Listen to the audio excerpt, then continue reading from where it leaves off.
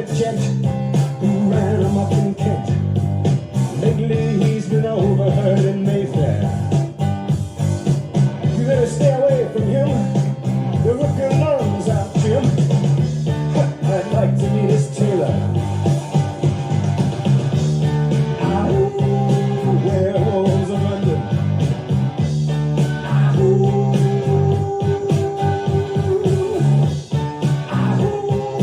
Werewolves of London.